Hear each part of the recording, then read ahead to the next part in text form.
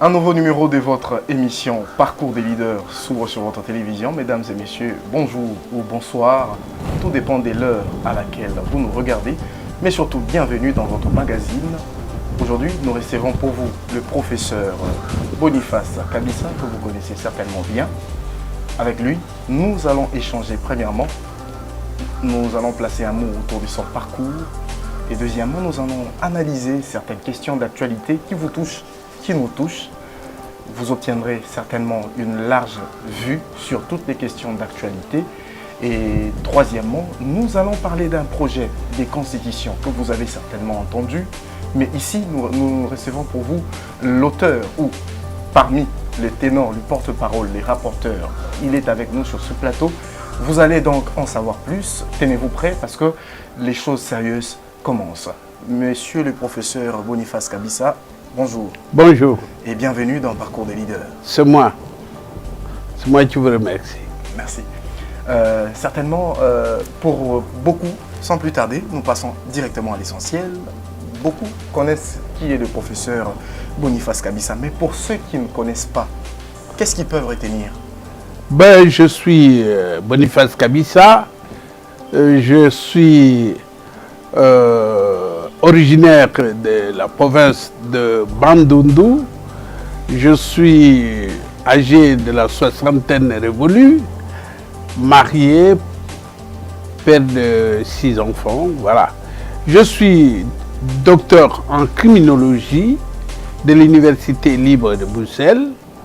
Je suis agrégé de l'enseignement supérieur en criminologie de la même université.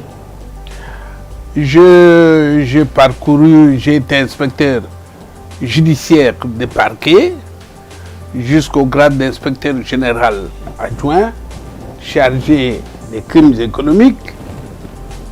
J'ai été conseiller dans plusieurs ministères. J'ai été conseiller du vice-président de la République, Yerolia.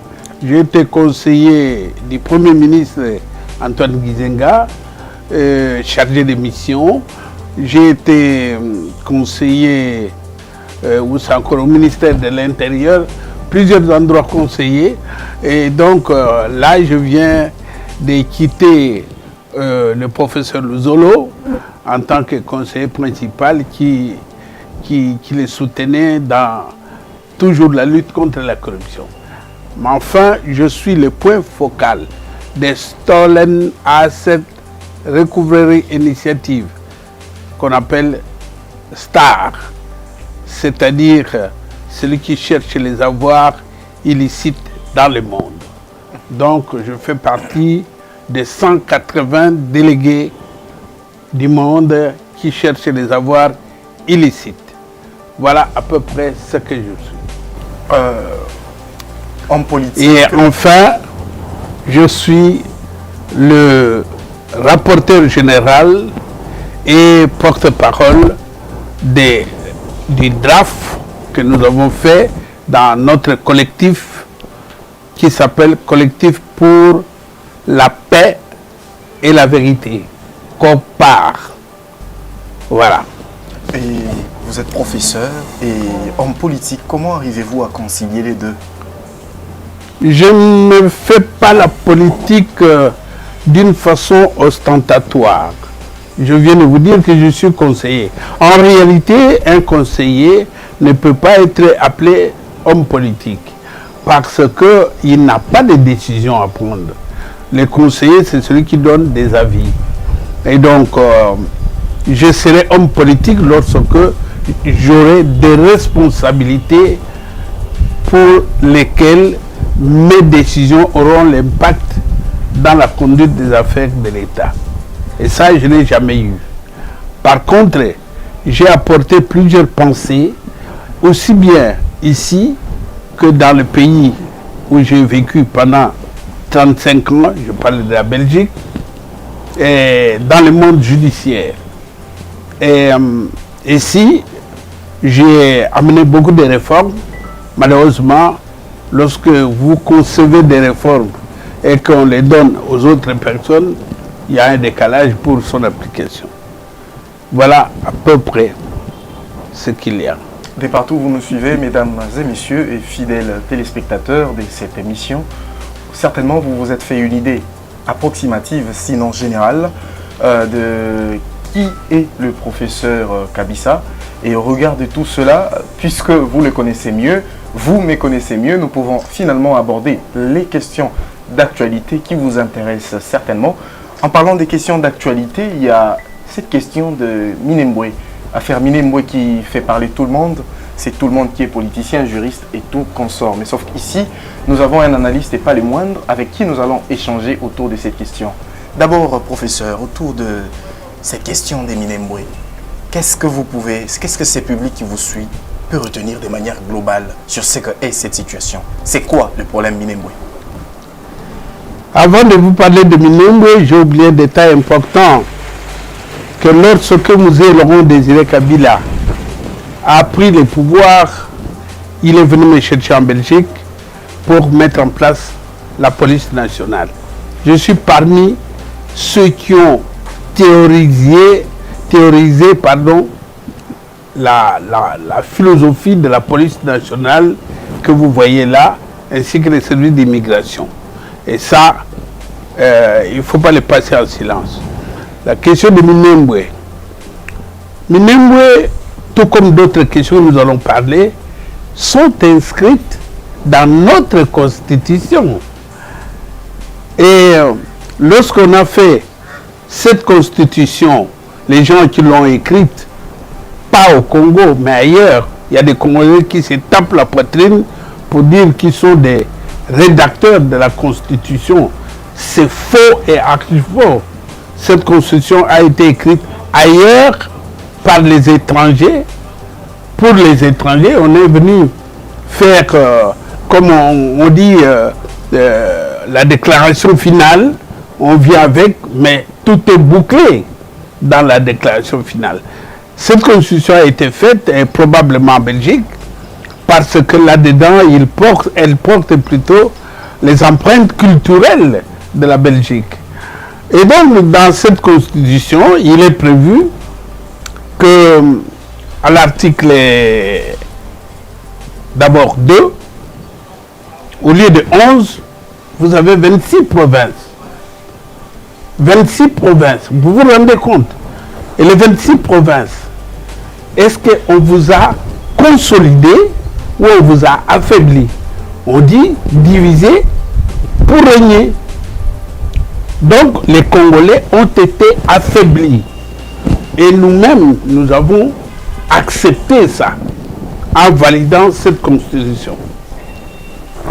À l'article 4, on dit que le gouvernement, l'État peut créer des entités décentralisées. Il peut créer des provinces, il peut créer des territoires sans demander à la population. C'est à l'article 4 que nous avons validé. Il faut dire à vos téléspectateurs qu'il y a une différence entre le pays et l'État. Le pays, c'est le mandat, l'État, c'est le mandataire. L'État, du moins, les actionnaires de l'État, ceux qui manipulent l'État, ceux qui travaillent, les acteurs de l'État, sont des personnes que nous mandons pour aller travailler pour l'État. Et donc, le président de la République, les ministres, les députés, les sénateurs sont des mandataires. On ne peut pas prendre le pouvoir du pays. Le pays, c'est notre espace territorial, c'est notre espace aérien, c'est notre sol et notre sous-sol, mais surtout, c'est notre population. Le pays, ça c'est le pays. Et donc, quand tu es un envoyé et que la question est compliquée, il vaut mieux retourner chez celui qui t'a envoyé. Mais on n'a pas fait ça. On ne peut pas saucissonner les territoires nationaux sans demander au pays. Vous voyez, on a donné ce devoir, ce pouvoir-là aux mandataires. Et je vais vous dire par la suite pourquoi. Donc, c'est écrit là-dedans Et nous avons validé. Nous avons validé aussi l'article, si ma mémoire est bonne, l'article 9. Toujours l'État. On dit l'État exerce la souveraineté sur le sol et le sous-sol, les mers, etc. Il exerce la souveraineté. Qu'est-ce que ça veut dire? Qui est le propriétaire? Ça coûtait quoi de dire la loi Bagaziga qui se trouvait dans les constitutions antérieures? C'est fait à dessein. On dit l'exercice de souveraineté. Mais quand vous êtes locataire, mesdames, messieurs, vous louez une maison, vous exercez la souveraineté sur le lieu loué. Mais ce n'est pas votre maison. Maintenant, ici, on ne dit pas expressément que le sol et le sous-sol appartiennent à la population congolaise. On ne l'a jamais dit. C'est à dessein. Ça, c'est l'article 9. Et c'est quoi le danger dans ce cas-là? Mais le danger, c'est qu'on vient de faire Minembwe. On peut en faire un territoire, on peut en faire une province. Tout dépend du gouvernement. Et qui nous avons au gouvernement? Des personnes dont certaines ont une identité douteuse. N'est-ce pas? Donc, on a abusé du pouvoir qu'on a donné au mandataire. Le mandataire a abusé ce pouvoir-là. Donc, quand on ne dit pas expressément que le sol et le sous-sol appartiennent au peuple congolais et que pour les diviser ou pour faire des saucissons, on doit lui poser la question, on pose la question au peuple via référendum. On va lui dire, voilà, nous sommes 11 provinces. Voici les problèmes qui posent et voici l'avantage qu'on aura en prenant et en transformant les 11 provinces à 26. Mais professeur, cette question n'avait-elle pas été tranchée lors du référendum de 2005? Mais justement, on a camouflé toutes ces questions-là. On n'a pas expliqué, je vous dis de passage, qu'en 2005, tout de suite, j'ai des témoins. J'ai dit, c'est un piège. Je l'avais déjà vu. Mais je suis minorisé tout de suite. Et moi, je suis démocrate. Lorsque je suis minorisé, je me rallie. Mais j'avais vu les pièges. On n'avait pas tranché cette... Mais c'est beaucoup de choses. Article 51 vous parle des groupes ethniques minoritaires au Congo. Nous sommes 550. Mais chaque ethnie est minoritaire. Pourquoi ils ont mis ça? Allez, regardez la chronologie. On vous dit de vous diviser. Article 2. On dit que l'État peut implanter des entités décentralisées. On vous dit que le sol et le sous-sol n'appartiennent à personne. On vous dit qu'il y a des populations qui sont minoritaires et donc qu'il faut protéger en leur donnant des... Donc tout est inscrit là-dedans. Et s'il vous plaît, à l'article 217, on vous dit que la République démocratique du Congo peut abandonner une partie de sa souveraineté. Le tour est joué. Une partie de sa souveraineté? Une partie de sa souveraineté en faveur de... pour l'unité africaine. Alors nous, pendant 2 ans que nous étudions ce problème, on a dit ben, peut-être ce sont des consignes de l'Union africaine. Alors on va lire les autres constitutions, nulle part qu'on a trouvé ce type d'insigne. Vous voyez? Donc la constitution de 2005 est une constitution qu'on a préparée pour démanteler ce pays. Donc vous êtes de ceux qui pensent que le démantèlement du pays, ce qu'on appelle généralement balkanisation, est un plan qui existe et qui a pour sa racine la constitution de 2006. Mais absolument. Mais absolument. Quand on dit que les sols, la République peut abandonner une partie de souveraineté, mais ça c'est l'accord de Lemera. Et quand Afdel est entré, qu'est-ce qu'elle a dit? Les sols et les sous-sols appartiennent à Afdel. La preuve, c'est l'article 9 dit l'État exerce la souveraineté. Mais il ne dit pas à qui ça appartient. Donc ça, on a entériné en quelque sorte tout ce qui était dit à l'AFDEL. Et c'est comme ça que notre groupe d'études, qui est COPAR, a vu tous ces pièges, et pas que ça, il y en a beaucoup que je ne peux pas étaler parce que nous attendons voir le président de la République pour lui donner la primeur, et puis après on donnera au Parlement et au Sénat. C'est alors que nous allons rendre public les résultats de nos études. Donc, je vous dis que l'histoire de Minembwe, pour répondre à votre question, c'est une application de l'article 4, de l'article 9, de l'article 51 et de l'article 217 de la Constitution de Sun City. Le Rwanda voudrait récupérer une portion du territoire congolais en étant à des kilomètres des Minembwe. Ne pensez-vous pas que c'est un paradoxe qui, je dirais même, une pilule dure à avaler? À des kilomètres des Minembwe, il y a un territoire ougandais, si je ne m'abuse, entre Minembwe et le Rwanda. Ne pensez-vous pas que c'est un problème qu'on ne nous dit pas? Je venais de vous parler de l'accord de l'Emera, qui dit que le Congo va donner 300 km au Rwanda, 300 km au Burundi, 300 km à l'Ouganda. Mais vous les avez entérinés à l'article 217 de cette Constitution. Cette Constitution ici, vous l'avez entériné en disant que la République démocratique du Congo peut abandonner une partie de sa souveraineté. Les tours est joué. Les gens ont compté sur nous, les Congolais. Vous êtes des chrétiens, on vous dit, mon peuple périt. Faute de connaissances. Faute de connaissances. Les connaissances, c'est que le fait de ne pas lire, c'est un péché. On ne vous dit pas d'aller lire la Bible. La Bible, il y a des spécialistes pour lire et nous en parler. Il faut lire tout ce que vous voulez signer. Même ce qui est en miniature, si le type est pressé, vous lui dites alors je ne signe pas.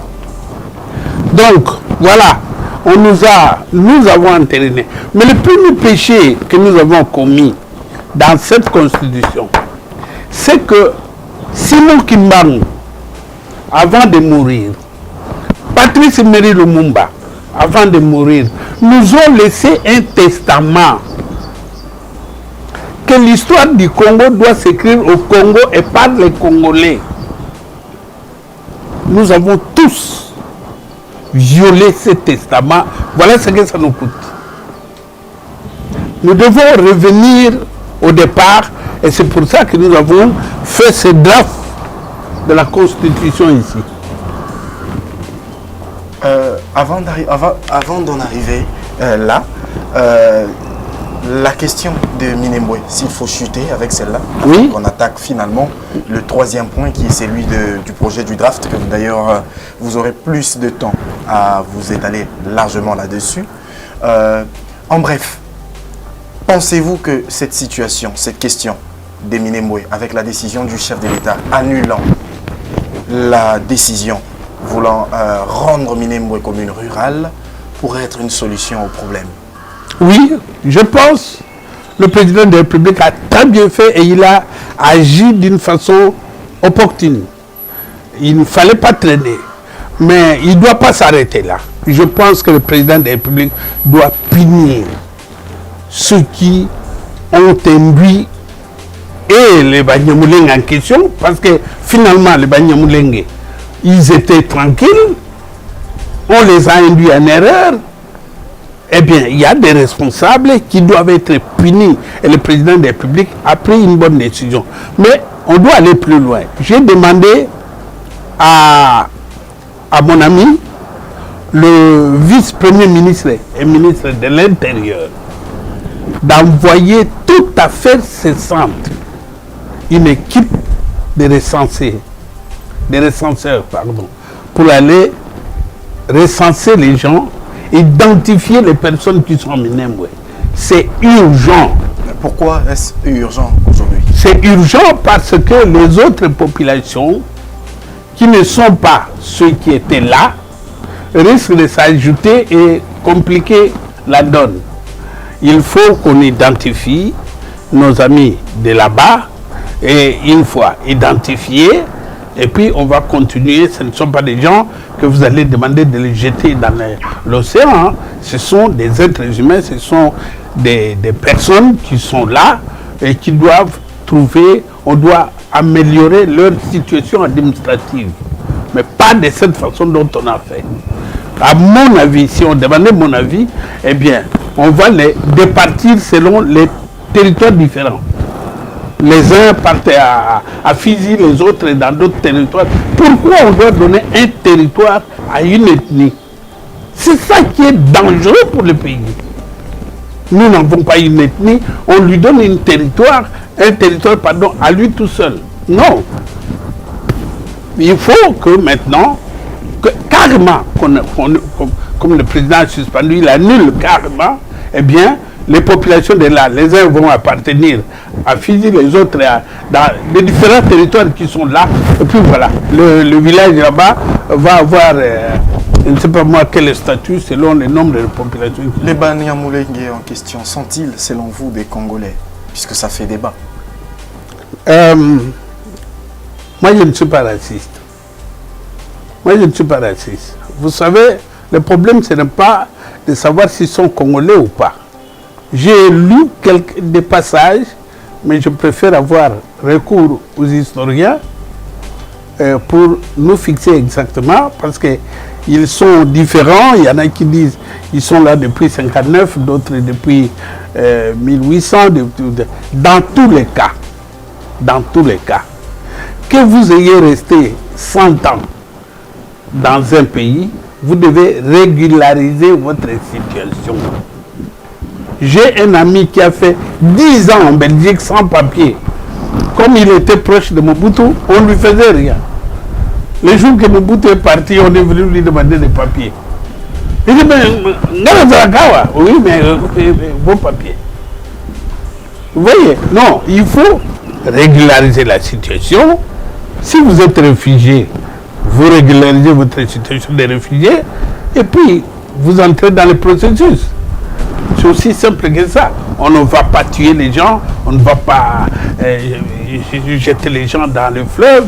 Non, moi, je suis un type humanitaire. Je ne peux pas dire de maltraiter une population comme ça, qu'elle soit d'origine rwandaise ou pas. Mais il faut qu'on régularise leur situation. Vous pouvez être Congolais sans être propriétaire de terre. Le problème, c'est la terre. Et parce que à Bruxelles, pour ceux qui connaissent Bruxelles, il y a une grande concentration de Congolais à la porte de Namur qu'ils ont fini par se nommer Matongé. Mais c'est Bangote, à Egoyabo. Tu ne peux pas te réveiller le matin, non.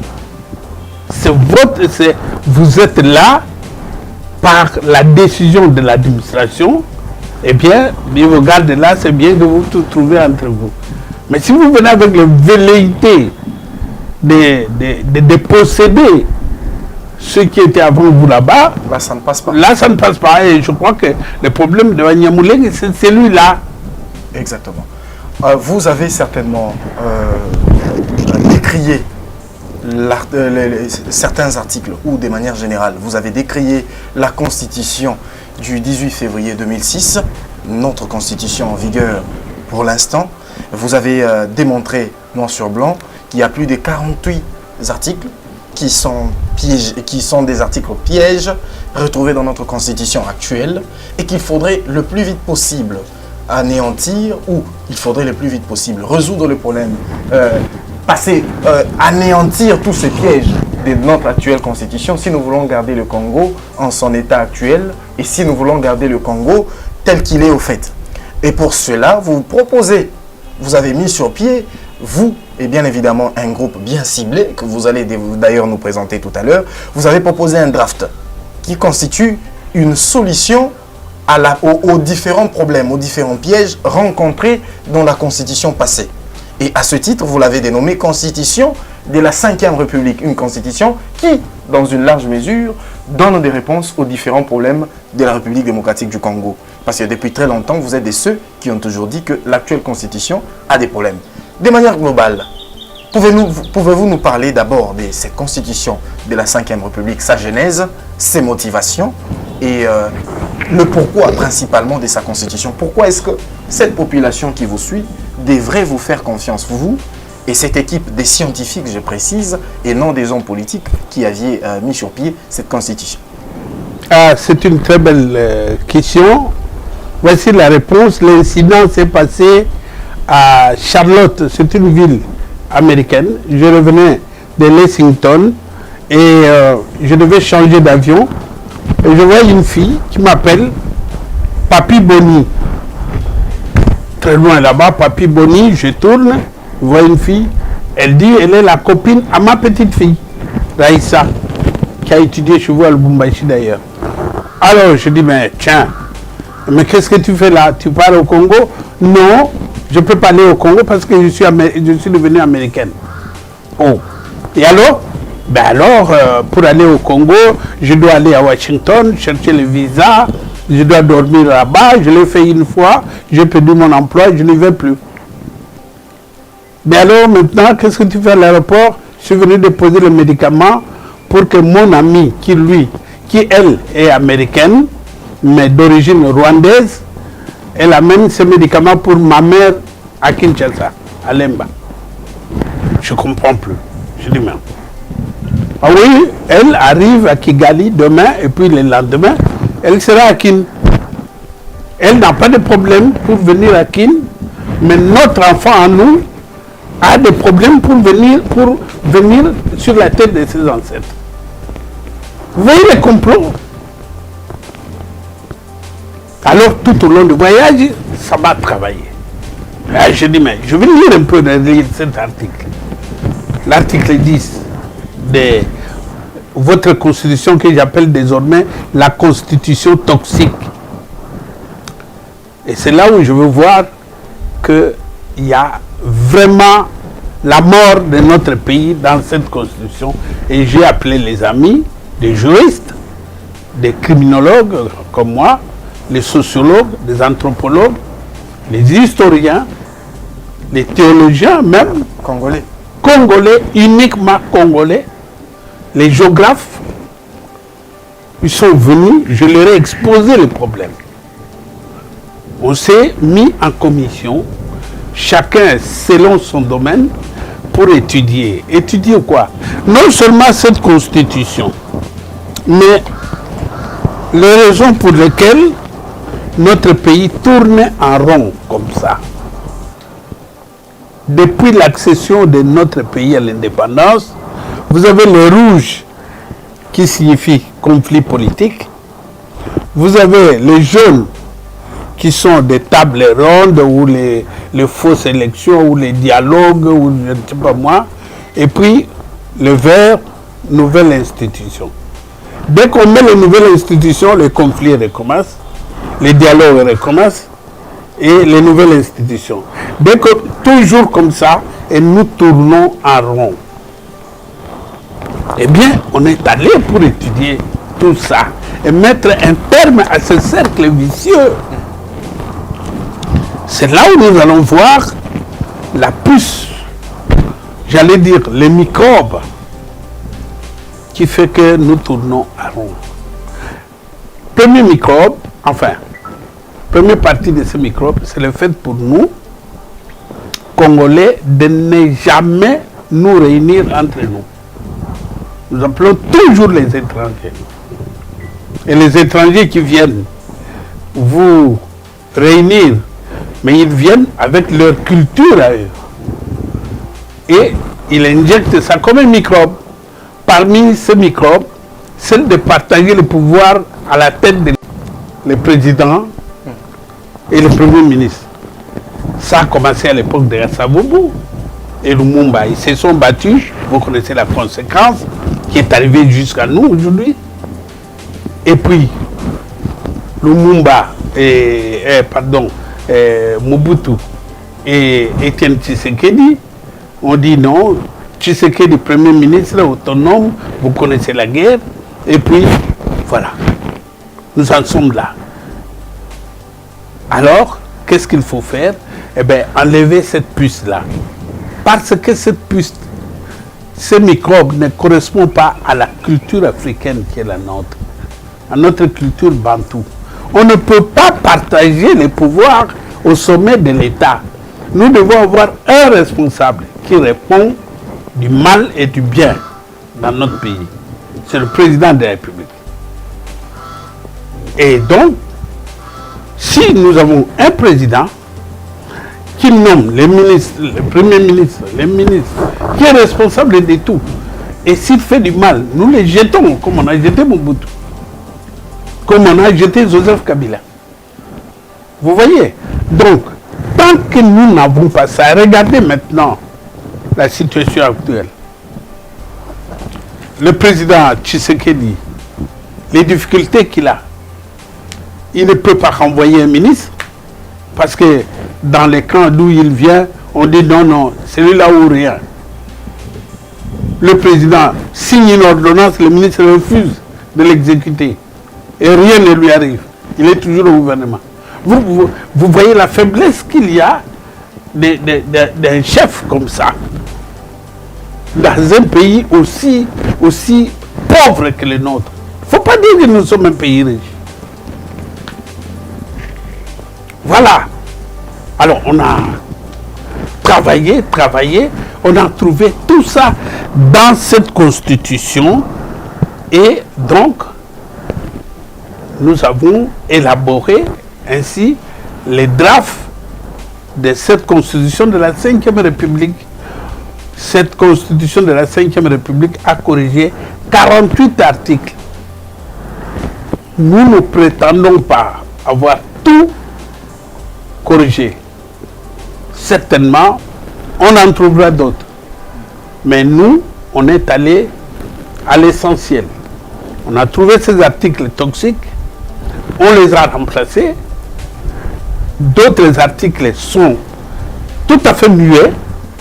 Par exemple, on dit les anciens présidents de la République sont des sénateurs à vie. Point. Ah non! Il faut mettre des garde-fous que ces sénateurs à vie ne doivent plus revenir perturber la marche des institutions. À défaut d'avoir dit ça, vous voyez aujourd'hui. Il y a des confusions autour du retour ou du non-retour de Kabila au pouvoir. Voilà. En 2020. Voilà. Parce que on a laissé ça ouvert comme ça. Et vous avez vu, les députés provinciaux doivent voter pour le gouverneur, doivent voter pour les sénateurs.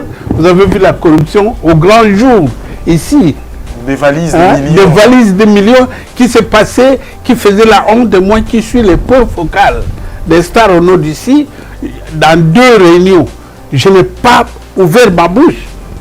J'étais comme pestiféré dans mon pays. On m'a apporté des films, des histoires, parce que les gens font des choses, ils ne savent pas que le monde est devenu moderne, qu'il y a des films partout. On me dit, regardez celui-là, il est qui? Et celui-là, il est qui?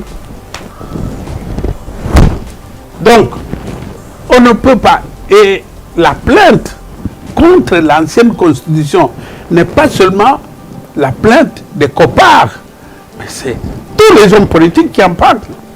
Il n'y a pas longtemps que j'ai vu, aujourd'hui même, il y a un homme politique qui m'a appelé pour dire nous devons faire une conférence de presse.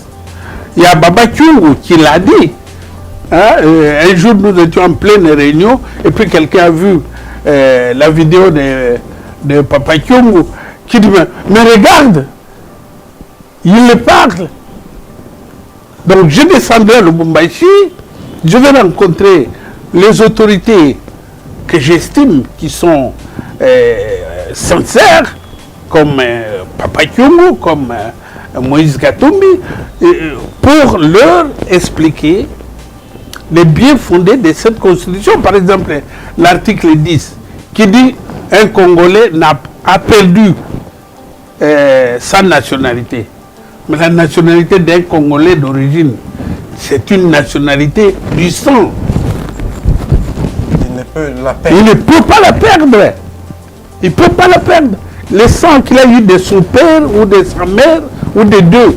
Tout ça parce que la Constitution refuse la double nationalité. Non, et on ne peut pas refuser sans commettre l'infraction des crimes contre l'humanité.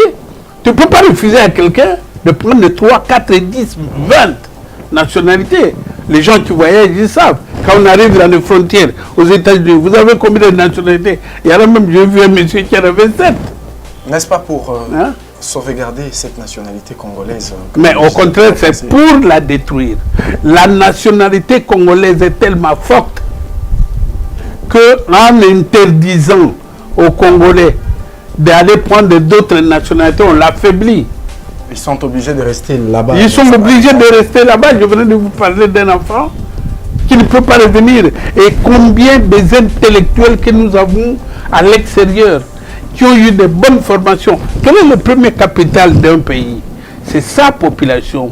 Et quelle est la valeur ajoutée de cette population? C'est la population instruite. Et donc les gens qu'on nous demande de rejeter sont ceux qui sont hautement instruits. Donc pour nous dire non, le Congo est condamné à rester là où il est. Mais les pays à côté, comme le Rwanda, comme l'Ouganda, comme le Mali, la Côte d'Ivoire, tous ces pays, le Sénégal, mais ils ne vivent que de cette diaspora-là. Est-ce que vous vous rendez compte? Les gens disent, lui, il a, et puis il utilise le terme, il a changé la nationalité. On ne peut pas changer la nationalité congolaise. On a pris une autre nationalité. Donc, quand un Congolais, comme au Rwanda, vous êtes à l'extérieur, dès que vous entrez au Rwanda et que c'est prouvé que vous êtes Rwandais d'origine, eh bien, vous êtes Rwandais. Vous commettez l'infraction, vous êtes poursuivi comme Rwandais. Mesdames et messieurs, les bonnes choses ne durent jamais. Nous sommes en train, petit à petit, je vais dire lentement mais sûrement, nous atteignons la fin de cette émission. Mais avant de chuter, professeur Kabissa, de manière globale, quel est votre combat? Qu'est-ce que cette population qui vous suit en ce moment peut retenir du draft ou de cette lutte dont vous êtes rapporteur et porte-parole? Ce combat, c'est un combat qui est purement un combat civil. Il ne doit pas devenir un combat politique. Je ne soutiens aucun camp. Quand bien même à l'intérieur de moi-même, je sais qui je soutiens, mais il n'est pas inspiré par ce travail. Ce travail a été fait autour de notre conscience nationale pour corriger notre pays et pour respecter la mémoire de nos martyrs Simon Kimbangu et Patrice Emery Lumumba. Nous avons écrit tout ceci au Congo. J'ai obligé aux amis qui sont à l'extérieur, aux États-Unis, partout, s'ils ne venaient pas, ils envoyaient par fax. Aucune phrase n'a été écrite à l'étranger et par les étrangers. C'est une occasion pour nous de remettre notre pays sur les rails. Et c'est la première fois que nous avons une proposition de constitution faite par des scientifiques et non par les hommes politiques qui ont toujours l'arrière-pensée en faisant ce type de travaux. Je demande à tous les compatriotes d'appuyer ce combat qui est le vôtre et surtout les jeunes. Parce que quel pays on va vous faire hériter? Celui où chaque pays voisin peut entrer et sortir. quel pays on va vous léguer? Celui où les gens qui nous dirigent, on ne connaît pas leur identité réelle. Quel pays on va vous léguer? Le pays où on vous a saucissonné. Les tribus qui vivaient en paix hier, aujourd'hui sont en train de se battre les unes contre les autres. Et il y a même des velléités d'indépendance pour des gens qui ont été ministres de la République. L'instinct, le naturel revient au galop. D'où cette constitution, quand nous l'aurons déposée chez le président de la République, en main propre, parce que nous en avons fait la demande, nous allons la déposer aux deux chambres, et alors nous allons rendre publique cette constitution. Nous verrons l'attitude des chambres s'ils passent cette constitution en vote et que ça passe. Notre démarche s'arrête là. Mais si ils comptent sur ceux qui les ont envoyés là-bas pour noyer les poissons, nous allons faire une pétition que nous déposerons de nouveau chez le président de la République. À ce moment-là, nous ferons la propagande pour qu'on fasse le référendum entre ce draft et votre constitution que j'appelle la constitution toxique. Mesdames et messieurs, vous avez certainement compris que c'est par ce mot que nous allons mettre un terme à cette émission. Ça a été très bien, ça a été chaud. Vous avez appris des choses. Le professeur Boniface Kabissa s'est largement étalé sur des questions d'actualité qui vous troublent chez vous. Pour lui, la question des Minembwe trouve sa force dans notre propre constitution.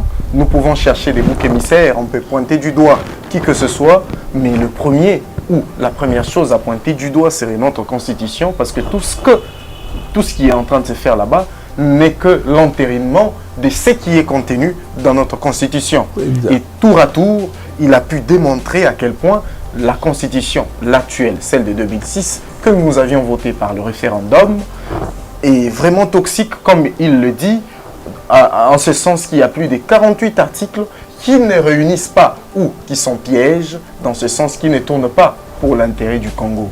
Et qu'à ce rythme, lentement mais sûrement, nous allons vers la perdition de notre pays, prévue par les ennemis de notre patrie, qui proposent même, c'est contenu à l'article 217, relevé par le professeur ici, qui propose même à ce que le Congo ou la République démocratique du Congo soit d'accord à céder au moins une partie de son territoire pour l'intérêt de la souveraineté africaine. Ça, ce sont des tas relevés ici par le professeur Kabissa, qui propose par la suite un draft mis sur pied par une équipe à laquelle il appartient, dont il est porte-parole et rapporteur. Ici, ils ont mis sur pied une constitution qui résout les différents pièges contenus dans l'ancienne constitution. Et cette constitution est appelée la constitution de la 5e République, qui ne peut pas être divulguée ou dont le contenu ne peut pas vous être donné maintenant, étant donné que la primeur est réservée d'abord à Monsieur le Président de la République et aux chambres qui devront donc discuter autour de ces questions. Donc une fois cela fait, nous aurons certainement le plaisir de recevoir encore une fois le professeur Boniface Kabissa qui a tenu à souligner que l'actuelle constitution est faite. La constitution, j'y arrive, proposée par lui et son groupe, a été rédigée par des Congolais, rien que des Congolais, au regard de la proposition de Patrice Emery Lumumba ou la déclaration de Simon et Patrice Emery Lumumba pour dire que l'histoire de la République démocratique du Congo ne peut être écrite que par les Congolais. Et c'est pour ça que des Congolais, des patriotes comme vous, comme nous, se sont mis sur pied pour créer ce monument qui devrait être soutenu dans une large mesure. Si l'actuelle constitution a des problèmes, pourquoi ne pas trouver une nouvelle proposition de constitution en vue de relever l'état? Plus d'une personne d'ailleurs a toujours été d'accord que l'actuelle constitution aurait des fautes. Le professeur Kabissa ici a très bien parlé de manière explicite. On espère que ça vous a plu, mais nous sommes obligés de nous arrêter là. Professeur Kabissa, merci d'avoir accepté notre invitation. C'est moi qui vous remercie. Et nous espérons que très bientôt, la constitution de la 5e République pourra enfin être appliquée en vue de résoudre toutes ces questions telles que celle des Minembwe et faire en sorte que la souveraineté congolaise soit totale. Absolument, il faut que les Congolais soient maîtres du Congo lui-même. C'est par ici que nous mettons un point complètement à cette émission. Merci à David Likanga qui était qui était à la prise des vues et à la réalisation de cette émission. Vous avez certainement vu les images professionnelles. C'est un professionnel qui a fait son travail de manière professionnelle. Merci Bob Ngoyi Mujinga Makulu. Je suis où j'ai été à la présentation de votre émission. À la prochaine.